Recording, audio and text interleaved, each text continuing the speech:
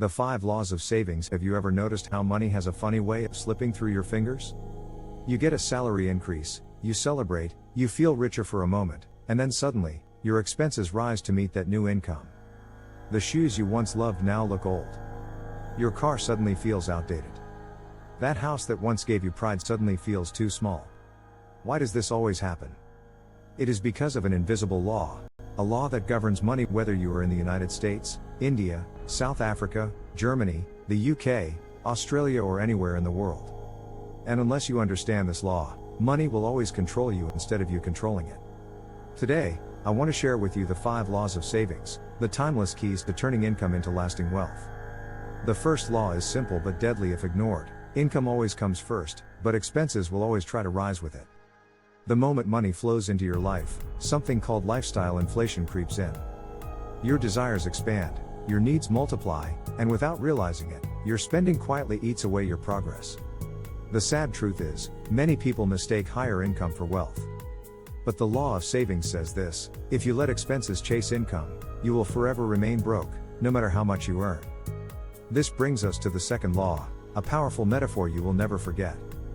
Imagine a ripe mango in your hand. The sweet, juicy flesh is meant for consumption, and it satisfies you in the moment. But hidden inside that fruit is the seed. The flesh is for today, but the seed is for tomorrow. If you throw away the seed, your mango ends with you. But if you plant it, water it, and nurture it, that tiny seed becomes a tree. That tree gives you fruit again and again, year after year. That is what savings represent.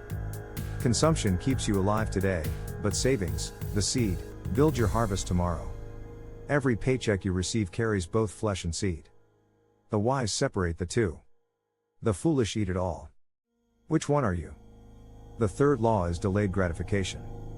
This is where the discipline of wealth is forged. Can you say no today so you can say yes tomorrow? Can you resist the urge or temptation to upgrade every time you earn more, so that you can build something permanent? Most people trade their future for a temporary thrill, a designer label, the latest gadget, a night out just to impress others. But the wealthy master patience. They wait, they build, they water their seeds, and in time, their patience is rewarded with trees that never stop giving. The truth is, the longer you can delay gratification, the more powerful your harvest becomes. Now, the fourth law may be the hardest pill to swallow. Wealth is not what you earn, but what you keep. Think about it. If you earn $100,000 and spend $99,000, you are no richer than someone who earns $10,000 and spends $9,000. Wealth is not in the size of your income, but in the discipline of your keeping. This is why some of the world's richest people still live modestly. They understand that money is not for display, it is for multiplication. Every dollar you keep has the potential to become 2, then 10, then 100. But only if you protect it from unnecessary expenses.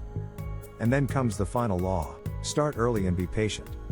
Every seed takes time to grow. When you first plant it, nothing happens. Days, weeks, months go by, and the soil looks empty. That is where most people quit. They think the effort is wasted. But the wise keep watering. Slowly, a tiny shoot breaks the surface. Slowly, branches appear. Slowly, it becomes a tree. And then suddenly, it produces fruit. Saving and investing work the same way.